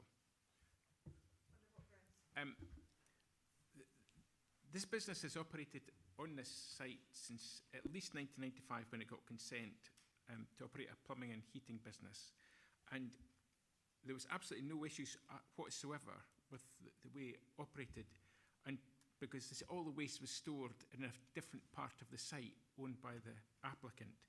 It's only in the last 6 years that this issue has arisen, because they've resited where the skip is placed down this very narrow lane. I've got serious concerns, having visited the site, that if we grant consent for this, we've set a precedent, saying that it is acceptable to us for any amount, and we can't control it. We've just heard through various questions, we cannot control the number of vehicle movements once consent is issued, and we would lose control over it whatsoever. Anyone visiting the site, anyone seeing the photographs set in by the objectors, will clearly see that a skip, whether it's got a camera in the back or not, which could be obscured by mud or anything else, a skip lorry fully laden, reversing down that narrow lane, which is used by cyclists and many pedestrians, as well as locals getting access to their premises, is just totally unacceptable. This committee would be, I would suggest, totally negligent in our care for the people we represent if we did grant consent. So, on those grounds alone, I would ask for the application to be refused. Okay, would that be a competent reason for refusal, or are we reading any more specific detail on that? Convener, I've listened to what Councillor Robertson says. Advice that's given is that it's preferable, where appropriate, that a policy basis for those reasons could be given, and it does sound to me that Councillor Robertson has support for his assessment in the background policy of PM1B placemaking. If you just give me a second, there are 8 criteria. It would be helpful to specify which.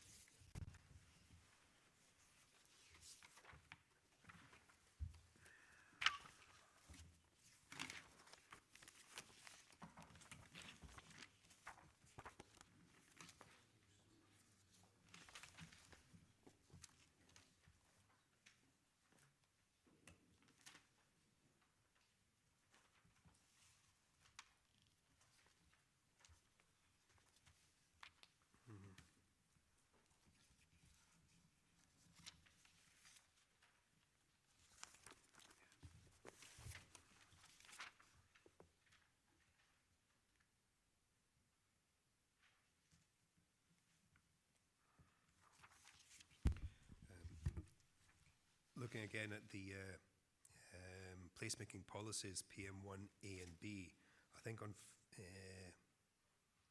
further consideration, it's more PM1A that is relevant to Councillor Robertson's position, namely that the development, in this case the change of use, needs to contribute positively to the quality of the surrounding built and natural environment.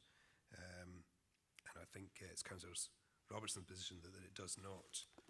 Over and above that, there's policy TA1B on transport standards, which is maybe less helpful or less relevant. Just bear with me further, please, Convener.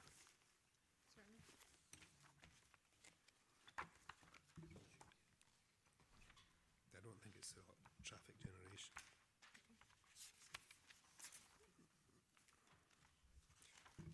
Convener, while Mr Fogg is looking, I wonder if I may make a point of order.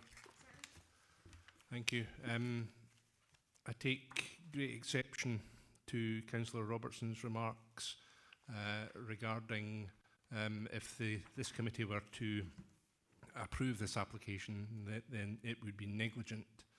I take great exception to that, and I'd ask him to withdraw that. Councillor Robertson.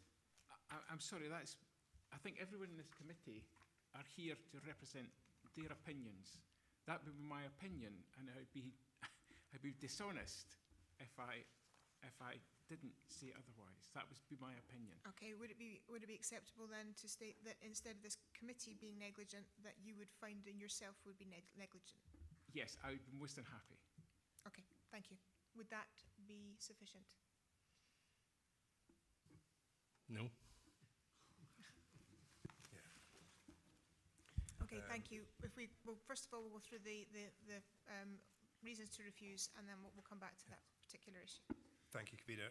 Grateful for that further time. Looking further at policy TA1B, there's the reference here, the aim of all development should be to ensure that development proposals are designed for the safety and convenience of all potential users.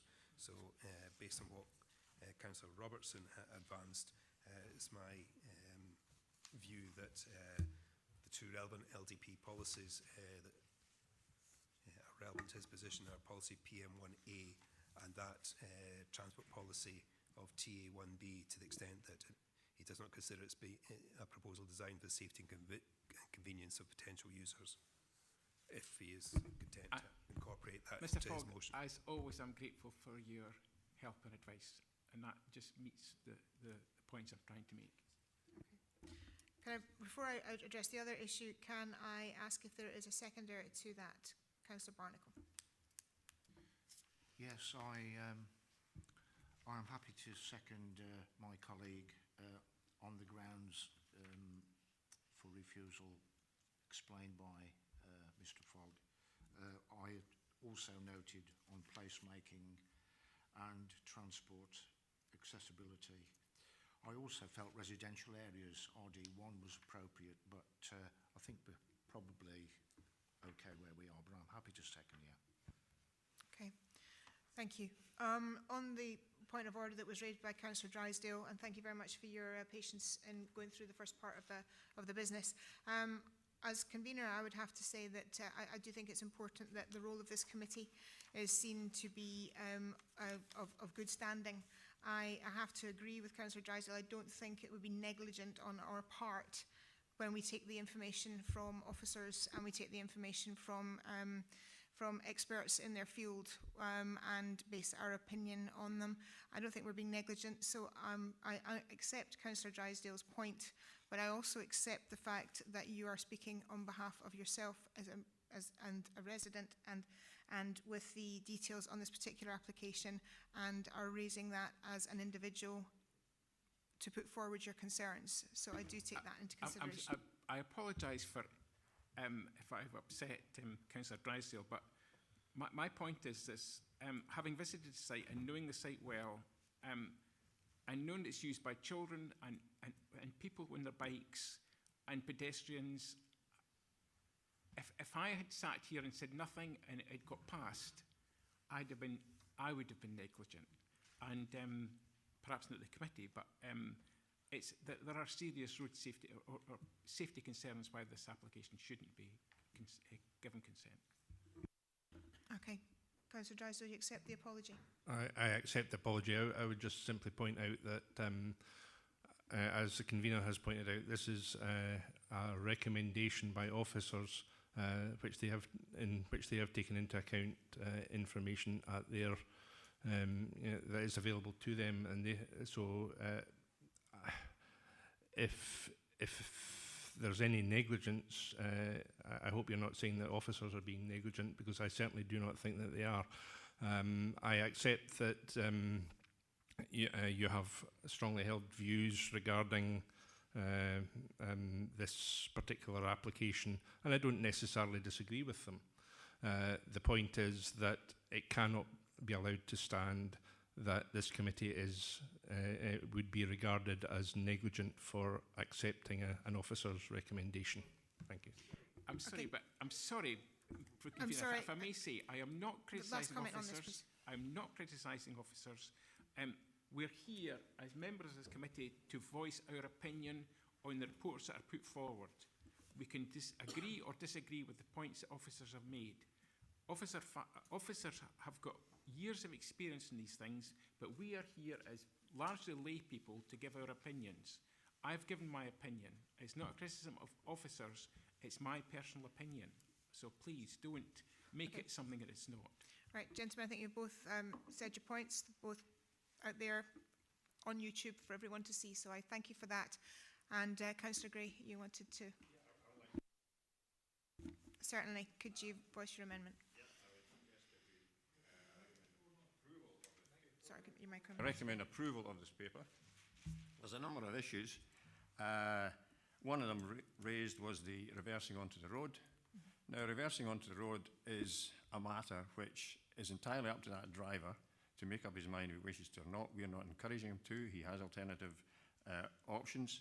I will take issue with the point Councillor Robertson made regarding these reversing cameras. I can assure you they work very, very well. I know this because I recently purchased a pickup truck and it has a reversing camera on it, and I can pinpoint reverse to yoke a trailer right behind it that I could otherwise not see. And the clarity with these things is amazing, and I don't think any driver of such a truck onto a road would do so with a untidy or an unclean reversing camera at the back of his vehicle. So we've no right to put our opinion on it suggesting that that wouldn't be the case. That's the point regarding your opinion, Councillor Robertson. Secondly, the inconvenience to other road users and the damage to verges, etc. This is a private road. We do not have control on these things. We do not need to have control of it. We do not have control on the other potential users either. Most of them. We do on the pedestrians, fair enough. If we allow it to be used as a green path, then yes, we can expect to see pedestrians on it. But if vehicles reverse out there, as I say, with reversing cameras, that is good enough control for me. And I cannot see any policy that this thing contravenes on all the recommendations of the planners. I'll happily approve the paper. Do we have a seconder for the amendment? Councillor Drysdale.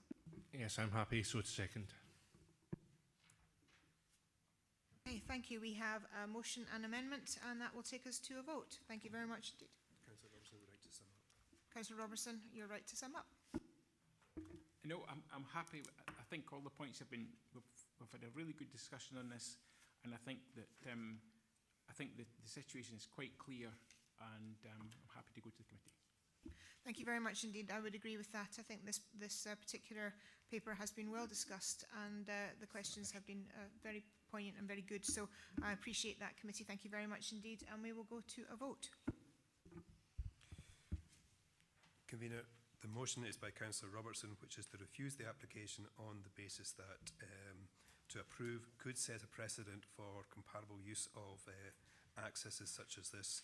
The committee or the council does not have the ability to control the scale of the operation, and that the proposal constitutes a contravention of LDP policies PM1A placemaking, and also Transport Policy TA1B, specifically Criterion A, which makes reference to the need to design proposals for safety and convenience of all potential users. And that motion is seconded by Councillor Barnacle. Thank you. The amendment is by Councillor Gray, which is to approve the application in accordance with the recommendation in the report of handling, and that amendment is seconded by Councillor Drysdale. It will now be a roll call vote. Thank you. I haven't got Barnacle. Good afternoon, members. When I call your name out, you can know if you'll be voting for the motion as proposed by Councillor Robertson and seconded by Councillor Barnacle, or the amendment as proposed by Councillor Gray and seconded by Councillor Drysdale, both summed up by Mr. Fogg. Councillor Anderson. Motion. Councillor Band. Motion. Councillor Barnacle. Motion. Councillor Braun. Motion. Councillor Coates. Motion. Councillor Drysdale. Amendment. Councillor Gray. Amendment. Councillor Jarvis. Motion. Councillor McCall. Amendment. Councillor Simpson. Motion. Councillor Waters. Motion. And Councillor Robertson.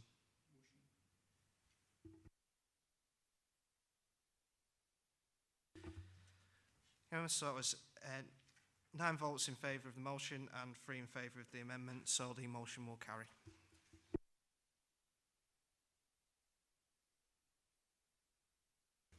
Okay, thank you very much indeed. That leads us on to the last item of business, which is the notification of residential development comprising of dwelling houses, apartments and affordable housing, access and open space, including landscaping and SUDS, with associated infrastructure and services on former Hillside Hospital, Dundee Road in Perth.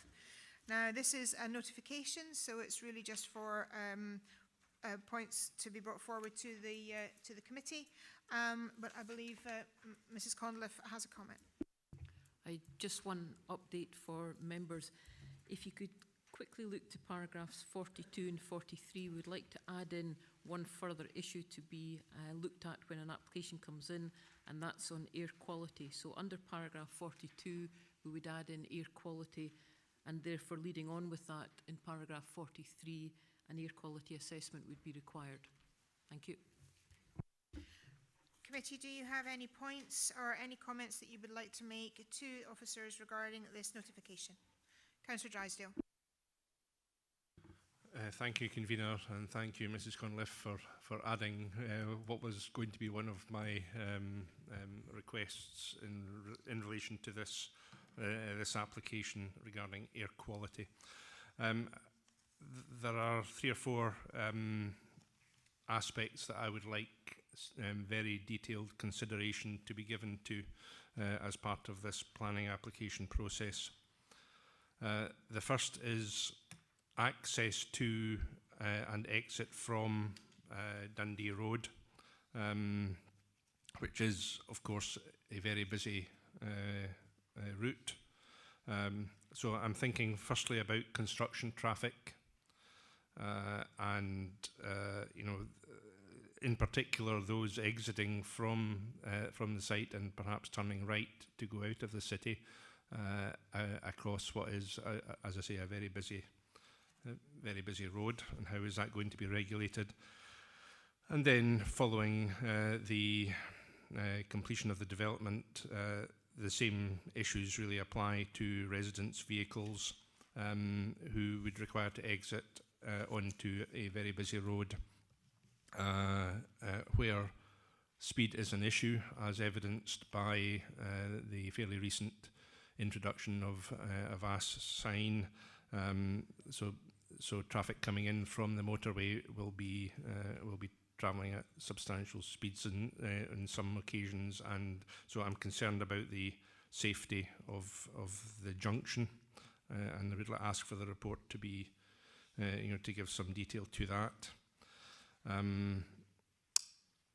obviously, the issue of traffic assessment is mentioned as one of the considerations to be gone into, and I would just ask again, as I have done with other applications that side of the river, that full consideration is given not just to the immediate location of the site, but also beyond into Bridgend, into the bridges and into the city centre of the additional traffic that might flow from residents of the new development. Beyond that, also, and again, we have other applications that are in various stages of progress at the moment, where the issue of the Cross-Tay Link Road and its completion is central to the overall traffic flow of the area.